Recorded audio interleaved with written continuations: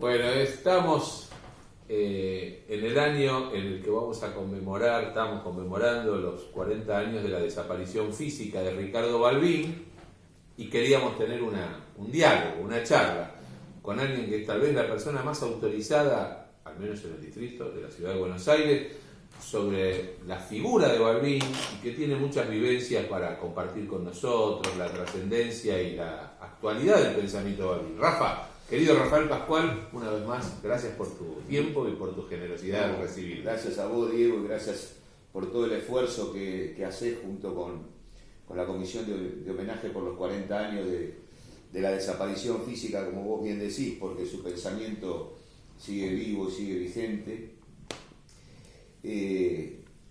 A veces yo, reflexionando, es difícil explicar en profundidad el significado del pensamiento y de la acción de Ricardo Balbín.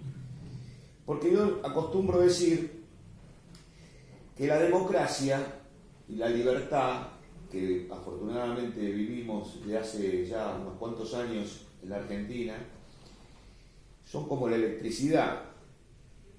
Vos te das cuenta de su importancia cuando te falta. Ahora, por ejemplo, tenemos luz, tenemos las cámaras, tenemos televisión, tenemos todo, no pasa nada, estamos bárbaros, ¿no es cierto? Nadie piensa lo que te pasa cuando no tenés todas esas cosas. Por eso es tan difícil explicarle a los jóvenes lo que nos tocó vivir a nuestra generación, que fueron continuas interrupciones del orden institucional, la lucha por esa recuperación de la democracia que la mayoría de la población no entendía cuál era la importancia de su vigencia, porque muchos no lo habían vivido, otros porque de alguna manera, es feo decirlo, pero se habían naturalizado los golpes militares, padecimos muchas dictaduras de todos los colores, seguramente la última fue la gota que rebalsó el vaso por su crueldad, por ser tan sanguinaria, por todo lo que significa. Y en ese contexto irrumpe la figura de Ricardo Balbín. Balbín, bueno, yo no voy a hacer, vamos a tener una audiencia muy versada en la figura de Balbín, muy calificada, muy calificada.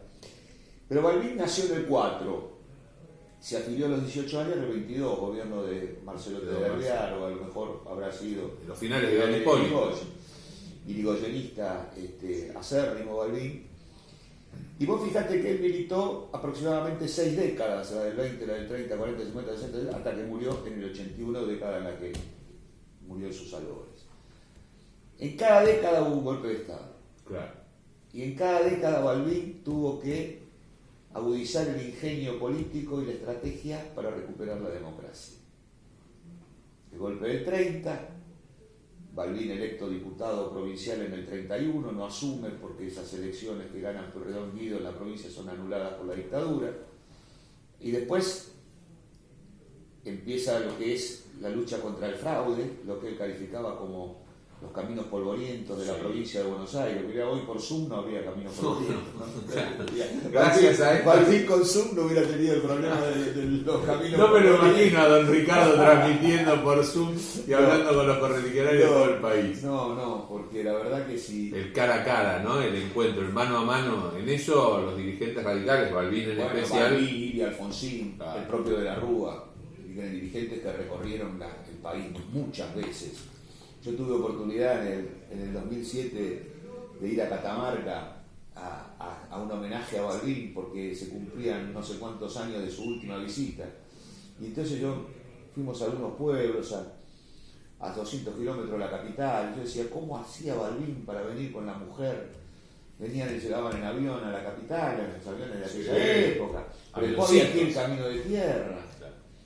Y la expectativa que generaba su visita. Pero era una sociedad distinta, imposible de comparar con la de ahora, muy difícil de entender por los jóvenes, una sociedad nuestra, la nueva de ahora, casi sin tertulia, sin reuniones. Nosotros pertenecimos a otra generación, donde los cafés eran lugar de reunión, se paraba en tal lado, el club de barrio, el comité, eran lugares. Bueno, y en ese contexto, Balbín lucha contra el fraude en la década del 30,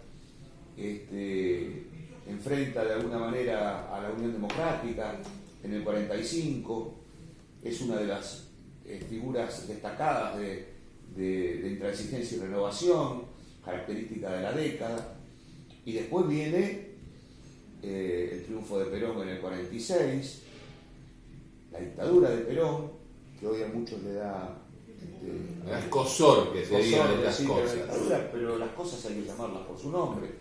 Donde no hay libertad, hay dictadura. Donde los diputados son expulsados de la Cámara, obligados a irse del país, como San Martín, como Yadarola, como tantos, y a otros encarcelados, desaforados y encarcelados, Es como el caso de Ricardo, ¿no? Que fue detenido, que fue expulsado un 30 de septiembre, que era el último día, porque con aquella constitución el último día de las sesiones ordinarias era el 30 de septiembre, y fue detenido el día en que se realizaban las elecciones de la provincia de Buenos Aires, donde era candidato a gobernador. De modo que Balbín decía una cosa muy inteligente con respecto al peronismo, que pocos han repetido. Balbín decía: nosotros a diferencia de los sectores más reaccionarios del país, nosotros hemos cuestionado y criticado al peronismo por sus errores, no por sus aciertos. De modo tal que con eso siempre Balbín marcó una línea. Y después ya vino la división, Frondizi tomó otro camino, la historia lo ha juzgado, ha puesto a cada uno en su lugar, no hace falta que yo agregue nada. Sería muy porque hoy además sería muy subjetivo de mi parte. Uno es subjetivo, pero también hay algo, ¿no, Rafael? Me parece que es un debate de aquel entonces. La gran parte de aquellos que se fueron en esa división volvieron al partido bajo el liderazgo de Raúl Alfonsín, y muchos todavía caminan con nosotros. Por supuesto. Muchos volvieron antes. Y algunos volvieron porque antes. Cuando el episodio de Laica o Libre, hubo un grupo de diputados nacionales. Yo siempre recuerdo a Nélida Baigorria, querida amiga.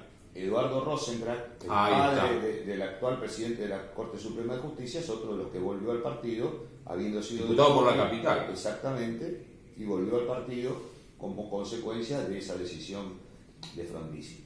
Pero no importa, porque esto no es de lo que forma parte de la historia y sí hay que mencionarlo. Pero después de la caída de Frondizi, Balbín empieza a trabajar en la Asamblea de la Civilidad, porque él entiende que hacía falta un acercamiento entre todos los sectores del quehacer popular para poder recuperar la democracia. Para Balbín la democracia era un objetivo en sí mismo, hecho que yo comparto. Y dentro de esa democracia, la Unión Cívica Radical como partido, como sostén, como columna vertebral, también era un objetivo. Hay diferentes hechos en la vida de Balbín, como por ejemplo la tan discutida, de acuerdo en relación a su verdadera existencia, oferta de Perón de integrar la fórmula en el 73, que Balbín seguramente rechazó para defender la individualidad de los partidos. Correcto. Porque él entendía que la mezcla no nos iba a hacer bien, no iba a ayudar a la democracia y no iba a ayudar a su razón de ser, que es la Unión Cívica Radical. Pero la Asamblea de la Civilidad marca un camino que yo creo que está íntimamente relacionado con el triunfo del doctor Arturo Illia, gran presidente de los argentinos. Que Balbín presenta en aquella convención de Pergamino, y lo define como compañero de todas las luchas, y a Perete como la nueva generación.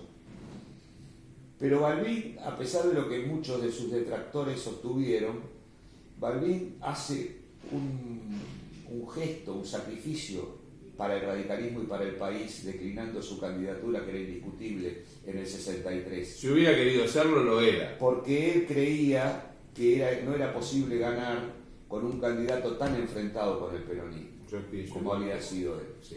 Por eso Arturo Illia representaba un nuevo viento, aire fresco, representaba alguien que si bien había enfrentado, porque había formado parte del bloque de los 44, no había tenido una exposición pública tan brutal como la que tuvo. Y no era un preso de Perón. Y no era un preso de Perón, exactamente. De modo que ese es el primer camino, la Asamblea de la Civilidad. Después, bueno, viene el golpe del 66, aquella frase de nunca más un golpe militar de Balbín, saliendo de la Casa de Gobierno, y ahí ya empieza a trabajar en la Hora del Pueblo. Y la Hora del Pueblo, donde juega un papel muy importante Enrique Vanoli, en su relación con Paladino y las cartas con Perón, y echa las bases de una nueva sociedad argentina. Balbín decía siempre, había que abuenar arriba para poder abuenar abajo, ¿no? Era una de sus frases características. Y además lo lleva a la práctica, porque yo creo que esa decisión de Balbín del abrazo con Perón y de la Hora del Pueblo, a pesar de no haber integrado... Y no yendo a la fórmula, no importa. Eso ni al frente, ni al frente, pero tuvo un costo político, porque las fuerzas antiperonistas votaron a Manrique, claro, que saca casi el 20%, y Balbín saca el 22, 23%, de modo tal, no me acuerdo. El 22 en la vuelta contra Cámpora y el 24 contra Perón. Claro. Pero ya ahí no está Manrique. Pero ya no, Manrique va las dos veces. Pero en la primera, hay un costo en votos para el radicalismo. Claro. Hubiera sacado casi el 40%. Hubiera sido 49 a 40. Sí. Y ahí sí Balbín interpreta el sentido del que había tenido la instauración del balotaje en la Argentina, que era el de establecer claras diferencias. ¿Sí? Cámpora saca el 49%, y ahí cuando Balbín dice el que gana gobierna, el que pierde ayuda, porque no tenía sentido ir a una segunda vuelta que estaba prácticamente... Y porque además hubiese implicado desandar el camino de la Hora del Pueblo si Balbín hubiese confrontado desde ese 22% contra un Cámpora Perón en el exilio del 49,5%, porque ¿qué hubiera sido? Balbín tenía que apostar a todo el voto antiperonista. Por supuesto. Era desandar el camino de la unidad. Exacto, pero además el objetivo estaba cumplido. Lo que se buscó con la Hora del Pueblo era recuperar la democracia. Exacto. No importaba quién iba a ganar. Claro. Bueno, le tocó ganar a ellos y bueno, Balbín siguió bregando. Después, los avatares del peronismo, también el auditorio es muy calificado para hablar de... El gran problema argentino. Claro. Ahí siempre a mí me quedó una duda, una espina, que nunca lo dijimos, creo, por lo menos yo nunca lo escuché. Perón fue proscripto con la fecha que puso Lanuse, que había que estar en el país. Fue un artilugio. Sí, para hacerlo venir al país, o para que no. Ahora, el peronismo en las otras proscripciones no participó de las elecciones, pero en esta sí. Sí, es cierto, raro, ¿no? Es cierto, porque es cierto porque participó igual. Ganaba igual, claro. De modo tal que aquello de las viejas proscripciones habría que reverlo. Claro. Sí, pero, la discusión del 63, yo hace años que digo, no participaron porque no quisieron, porque podían cambiar el candidato, porque participaba el neoperonismo activamente, y tuvo representación parlamentaria. Bueno, después viene lo por todos conocido, la caída de Cámpora, las Tiri. Hay ahí porque Balbín se reúne con Perón el 19 de noviembre del 72 en Gaspar Campos, a los 2 o 3 días de la vuelta de Perón al país. Y antes de ir al restaurante Nino. Antes del Nino y antes... Y después que en el interregno de la caída de Cámpora, el interinato de las Tiri y la elección del 23 de septiembre, hay otra reunión de Balbín y Perón. Aparentemente, a mí me han contado, voy a contar la anécdota. Cuéntela porque de tu boca va a sonar mejor. Nosotros frecuentábamos el Comité Nacional en ese tiempo del 73, hacíamos pasillo. Claro. En el Comité Nacional. Me acuerdo que Enrique Vanoli siempre nos atendió con mucha deferencia. Y ese día, que yo voy a recordar ahora, hubo una reunión en la que estuvieron Balbín, Trócoli, Pugliese, Vanoli, no sé si Francisco Rabanal y alguno más, que nosotros espiábamos viendo quiénes entraban. Cuando terminó la reunión, lo esperamos a Vanoli, fue una reunión tarde, y Vanoli nos contó. Lo que había pasado era que Perón lo había llamado a Balbín para decirle que le quería retribuir la visita que le había hecho a su casa y que quería ir a su casa en La Plata. Claro. Aparentemente Balbín le dijo, esto contado a nosotros por Vanoli en su momento, y seguramente deformado por el transcurso del tiempo. Como suele saber, vos sos historiador, así que sabés que las anécdotas se van acomodando. Pero la riqueza del testimonio de primera mano no se puede perder. Y entonces aparentemente Balbín le dijo que su casa era muy modesta, que en esa instancia del país Perón generaba una movilización muy grande, que lo que era cierto, y que tal vez las condiciones de seguridad y de cosas no eran las mejores en La Plata, pero que él le ofrecía hacerlo en el Congreso de la Nación, donde finalmente se hizo en el despacho de Trócoli. Reunión poco comentada. Presidencia del bloque, de la Cámara de Diputados. La presidencia del bloque, en el Palacio, sí, ahí Trócoli el presidente del bloque, ahí se reunieron Perón y Balbín, finalmente creo que en el mes de agosto, me parece. Pero lo gracioso de todo esto es que nos contó Vanoli que en un momento de la conversación Balbín expuso las razones por las cuales no lo hacía en su casa, que eran estas que le dijo a Perón, y agregó, ¿cómo le digo a Lía? Claro, ¿cómo le decía a Lía que iba a estar Perón ahí? Perón claro, en su casa, ¿no? Imposible. Estamos hablando de una época donde las casas eran de las mujeres. Sí, fundamentalmente. Sí, una ama de casa, Lía, claro. Así que es una cosa muy graciosa. Sí, claro. Y muy simpática para... Fue muy previsor Balbín con el rol de la mujer. Seguro, se anticipó a su tiempo. Seguro, ¿no? Y muy respetuoso. Muy respetuoso de lo que significaba. Aparte, Lía, una mujer que lo acompañó a todos lados, yo la conocí. Y de armas llevar, ¿no es cierto? Una mujer de mucho carácter. Mucho carácter. Y bueno, Balbín era un tipo de mucho carácter, ¿no? De mucho carácter para poder sobreponerse a todas las cuestiones con las que tuvo que lidiar en su vida y para sostener una idea. Sí. Una idea que tiene dos piedras angulares, la democracia y la unión cívica radical. Por eso, cuando hablamos de los homenajes a Balbín, aunque Balbín ya es de todos, por el abrazo, por lo que significó su acercamiento y su entendimiento con Perón, que fue mucho más que lo que todos creen. Sin duda. Porque yo también puedo dar testimonio, yo era en ese año 74, cuando muere Perón, yo era secretario general de la Fuga, que se pasó a llamar Fulba porque hicimos un acuerdo con la JUP y ellos decían que la Fuga era muy gorila, entonces había que ponerle le pusimos un rulito ahí para la liberación nacional, porque en ese momento era todo para la liberación nacional. Y la ley universitaria que se sancionó en aquel momento, que yo la traté con Perete, que era el presidente del bloque, y Fernando de la Rúa, que era el presidente de la Comisión de Educación del Senado, fue una ley reformista, claro, que Perón negoció con Balbín en el buen sentido de la palabra y acordó que fuera autónoma o gobernada. Lo cual era todo un antecedente para el peronismo, que venía de intervenir las universidades en los 40 y de echar profesores reformistas. Seguía sosteniendo la teoría de la isla, claro, en contra de la autonomía y del cogobierno, lo que nosotros tuvimos fuertes debates en la militancia universitaria con todos los sectores del peronismo y que tampoco aceptaron en aquel momento la autonomía no lo aceptaron, pero bueno, la ley salió porque había el Perón dio la orden superior. Y después nosotros,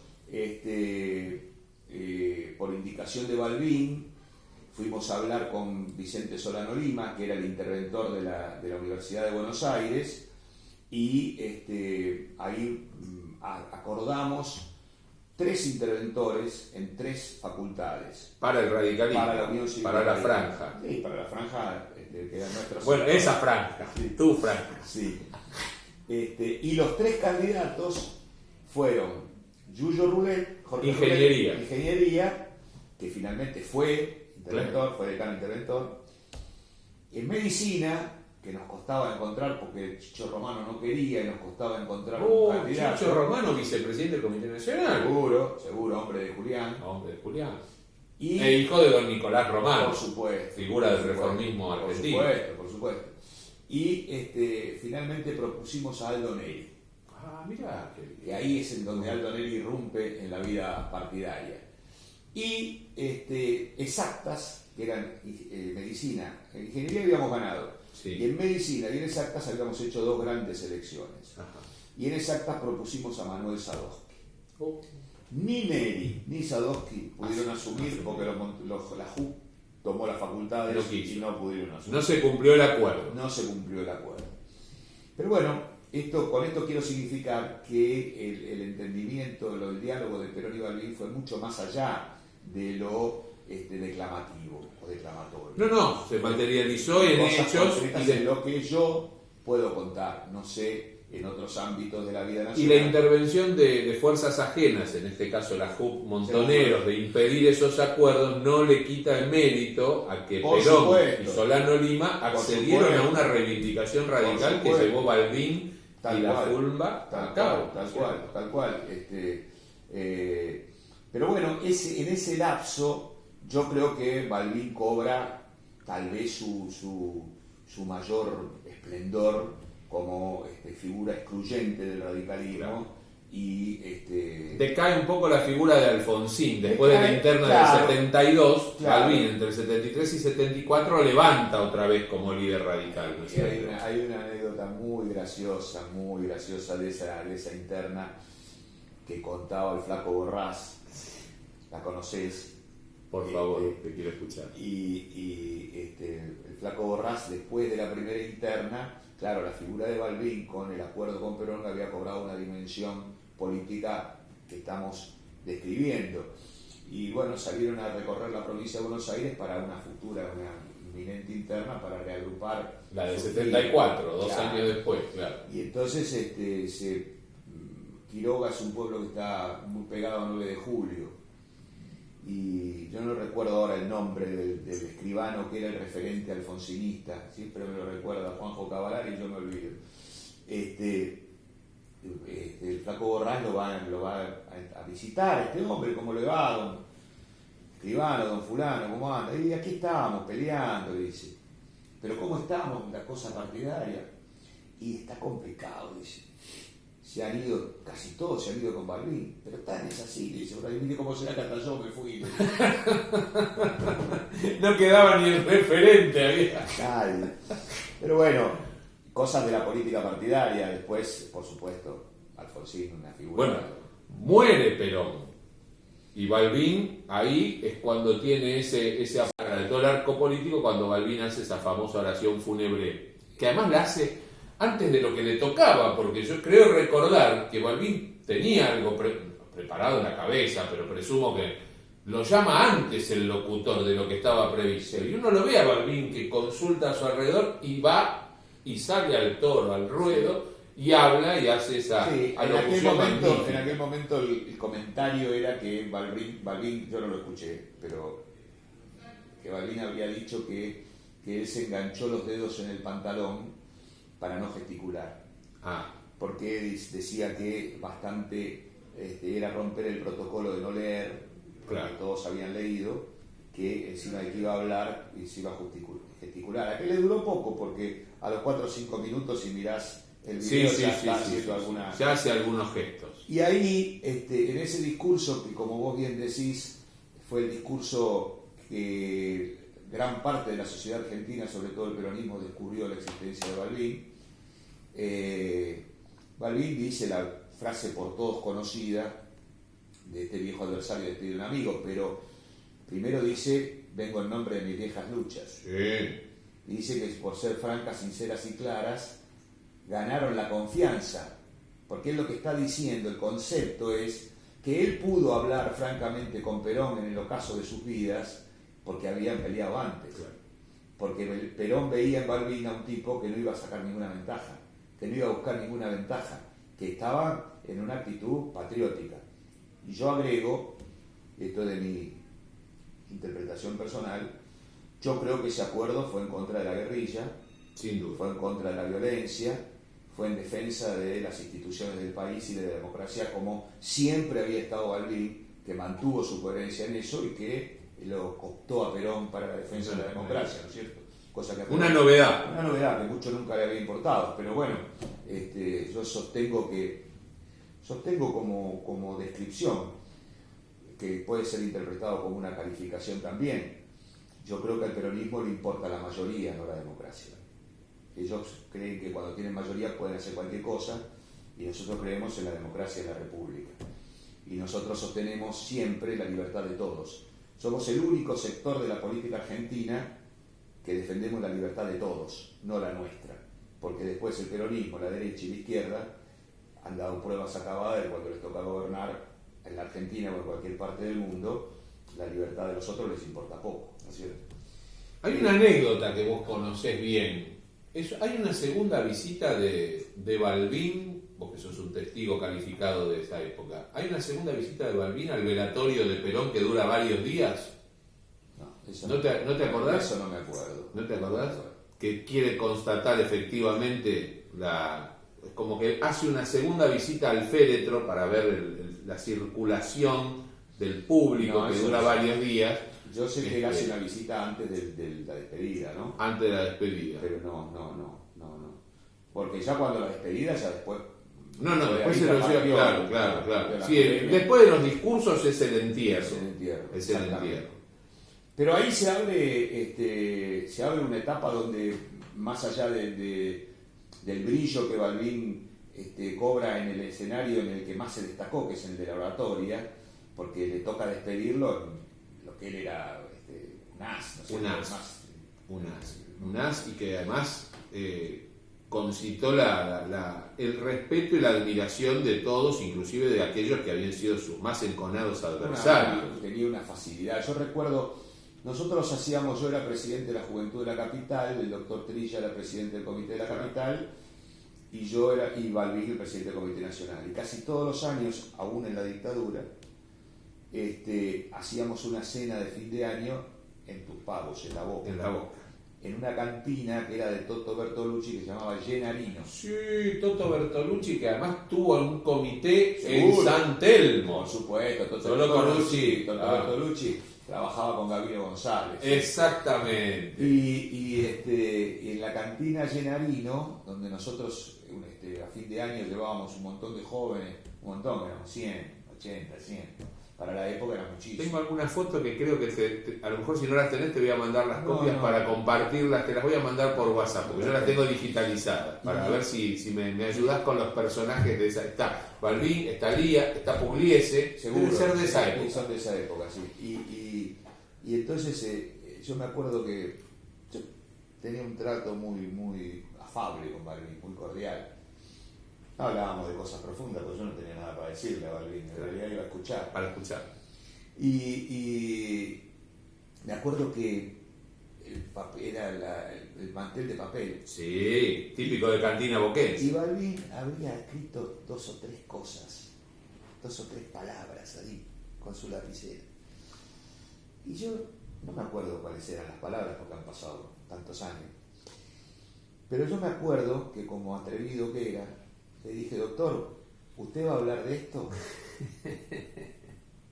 Y me acuerdo que no habló de eso. No sé si yo lo herí en su... Habrá dicho, no puedo darle este ejemplo a este muchacho que tengo un machete. Lo cierto es que de esas cosas no habló. No sé si nunca pude averiguarlo, tampoco le iba a preguntar, me animado.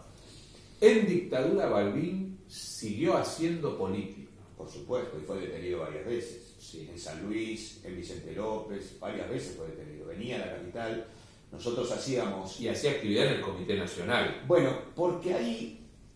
sí, claro. A diferencia del 66, cuando los partidos políticos se los desapoderó de los bienes, en el 76 no sucedió eso. No, fueron suspendidas las actividades. Las otras la otra vez fueron prohibidas. Eso. Suspendidas implicaba que había que sacar de los frentes los carteles, claro, y que las actividades eran internas, o sea, puertas adentro. Nosotros íbamos al Comité de la Capital todos los días, Claro. hasta que Balbín se fue a Alsina. Porque Balbín tenía el cuarto piso, que después lo ocupamos nosotros, la Juventud Radical, el tercer piso era el Comité de la Capital, y el quinto piso, que hoy es el Comité de la Capital, era Los Caseros. Exacto. Después fue reformado cuando justamente le tocó a mí ser En presidente. democracia, cuando Sí, estaba sí. vos como presidente del Comité Capital. Yo te voy a contar una anécdota que la voy a contar sin mencionar al personaje porque nos escucha mucha gente y el personaje... Puede estarlo escuchando. No porque falleció. No. Ah, bueno. No porque falleció, pero fue un gran tipo, que no lo quiero nombrar porque tuvo una pelea con Balbín y entonces mandó una carta de renuncia al partido. En realidad mandó dos cartas. Una para el presidente del Comité de la Capital, el distrito en el que estaba afiliado, y otra para el presidente del Comité Nacional, que era Balbín. En la carta, menos bonito, a Balbín lo acusaba de peronista, de cómplice de la dictadura, le decía de todo. Era el año 79, sí, 78, 79 sería. Las cartas llegaron al comité de la calle Tucumán, al que yo concurría casi todos los días, y el doctor Trilla me dijo, si vas a ir al Comité Nacional, llévale esta carta a Balbín. Bueno, yo por supuesto, si no tenía que ir, fui. A propósito. Era temprano, serían las 6, 7 de la tarde, llegué, estaba el Turco Alá, que era el secretario de Balbín. Le digo, ¿está el doctor? Sí, me dice. ¿Lo puedo ver? Pasa, me dijo. La puerta del primer piso del despacho que era de Balbín, el que daba a la calle, Lo recuerdo perfectamente. estaba entreabierta. Yo golpeé y entré. Balbín estaba sentado leyendo La Razón, diario enorme. Siéntese, me dijo. A veces me trataba de usted y a veces me tuteaba. Le digo, mire doctor, me manda el doctor Trilla a traerle esta carta que por error llegó al Comité de la Capital. Agarró, dio el sobre. Empezó a leer. Yo lo miraba, te imaginás, como mirándolo, como el que mira a un prócer, ¿no? Como siempre me pasó, porque Balbín, a pesar de su afabilidad, de su cordialidad, infundía mucho respeto, ponía distancia. Después te voy a contar una anécdota con dirigentes de la JUP. Y entonces empezó a leer la carta. Claro, la carta era muy dura, muy agresiva para con él, ¿no? Y los rasgos se le iban transfigurando, endureciendo, se ponían. Cuando terminó de leerla, la golpeó así sobre la mesa y me dice, ¿usted la leyó? Yo le dije, el sobre estaba abierto, doctor. Como diciéndole, Perdóneme. Sí, la leí porque lo malo de estos tipos no es que se van, lo malo es que vuelven. Efectivamente, Después se produjo la vuelta. después de muerto Balbín, Claro. volvió. Pero el día que muere Perón, el 1 de julio del 74, que como te dije yo era secretario general de la FULBA, Miguel Talento era el presidente y José Pablo Ventura era el jefe de la Regional 1 de la JUP, me piden ir a verlo a Balbín. Balbín todavía estaba en Tucumán, en el cuarto piso. Claro. Bueno, yo gestiono con Manoli la entrevista y lo vamos a ver. Yo tengo con Miguel Talento, que vive una gran amistad de muchos años. Un buen tipo. Un gran tipo. Después, gracias a Balbín, con nosotros hicimos a ambos los sacamos del país. Y bueno, consigo la entrevista. Una tarde en Tucumán. Sería, no sé, Balbín, Perón sería el 6, 7 de julio, 8, 10 de julio, no sé, ahí. Días después de la muerte de Perón. El Comité Nacional era una romería, Balbín atendía cientos de personas por día. Hasta cualquier hora. Sí, todo el día. Primero en el estudio y después en Tucumán.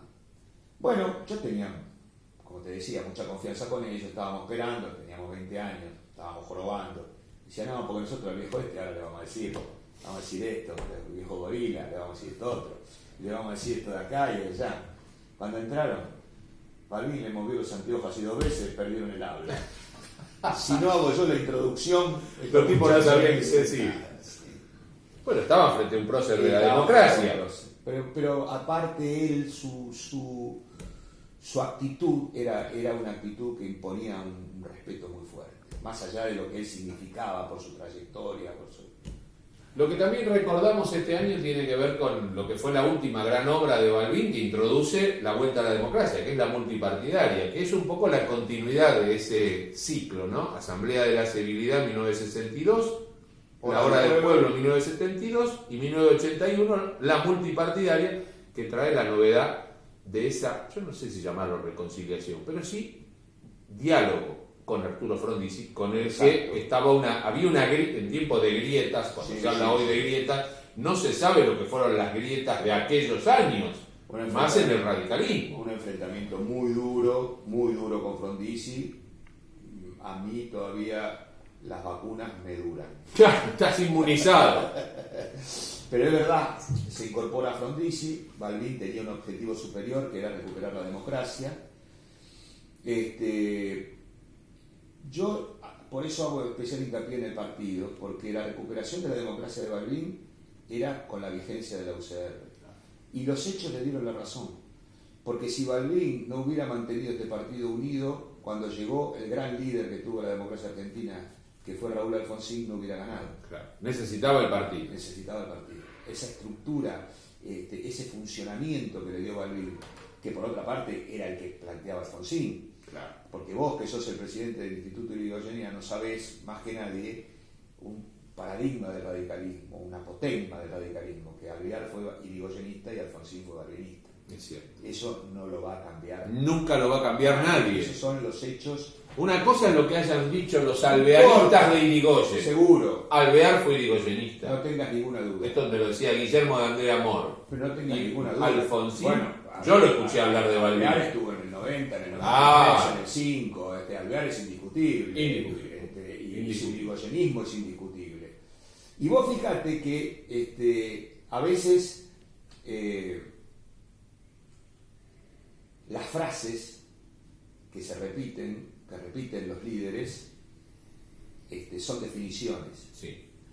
Alfonsín nos dijo, nos instruyó, no sigan hombres, sigan ideas. Y Balbín decía, no importa quién lleva el palo, lo que importa es la bandera, es lo mismo. Es lo mismo. Esa es la escuela de Alfonsín. La escuela de Balbín. Es exactamente lo mismo. Exacto. Entonces, hacemos muy bien. Yo de paso te quiero agradecer toda tu tarea en este grupo que tenemos del homenaje de los 40 años y también tu tarea de la defensa de Irigoyen a través del instituto, siempre que nos mira desde allá, ese hermoso retrato que tenés, lo que tengo ahí también. Es magnífico, y ahí a lápiz es una carbonilla. Esa carbonilla es un regalo que me acaba de hacer el año pasado Elvio Colombo, que lo tenía don Julio Colombo en su casa. Mirá y que me lo regaló, y que si vos querés lo podemos instalar en el Instituto Irigoyeniano. Lo vamos a hacer, pero lo vamos a hacer como corresponde, con un acto, con una entronización y con un recuerdo de don Julio Colombo. Exactamente. Sí, como corresponde. Y entonces, bueno, yo te quiero decir que está muy bien que homenajemos a la Asamblea de la Civilidad, porque la Asamblea de la Civilidad, para mí, y lo he dicho en más de una oportunidad públicamente, es la obra póstuma de Balbín. La obra del pueblo. Perdón, la multipartidaria. Me equivoqué. Está bien. No, pero está bien, porque hay una continuidad de las tres. Pero la obra póstuma es la multipartidaria. Que es lo que estamos recordando justamente ahora, y que es inseparable de Balbín. Inseparable. Porque ahí se refleja la inspiración de Balbín. Y aún Balbín moribundo en su casa. Seguro. Todos iban hasta allí a reunirse con él. Puesto una cama abajo, porque no podía, sí. Exactamente. Me parece que hacemos muy bien en este recuerdo. Me parece que el partido es la síntesis de la obra de Balbín. De estos 130 años, el radicalismo tiene muchos líderes, varios líderes muy importantes. Es arbitraria, caprichosa y muchas veces injusta la enumeración. Sí. Pero si vos, Alem, Irigoyen, Alvear, Levenson, Larralde, Ilia, Alfonsín, Balbín, de la Rúa, que fue presidente, son las figuras que uno no puede dejar de mencionar. Seguramente Amadeo Sabatini. Habrá otros.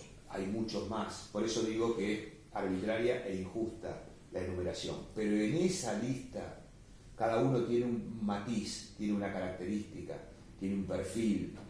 Cuando hablas de Levenson hablas de la definición ideológica, cuando hablas de Larralde hablas de los derechos de los trabajadores, la cuestión social. Cuando hablas de Alem, hablas del romanticismo, de la bohemia, de la revolución del 90. Cuando hablas de Irigoyen, hablas del gran constructor. Cuando hablas de Ilía, hablas de un presidente extraordinario. Cuando hablas de Alfonsín, del padre de la democracia.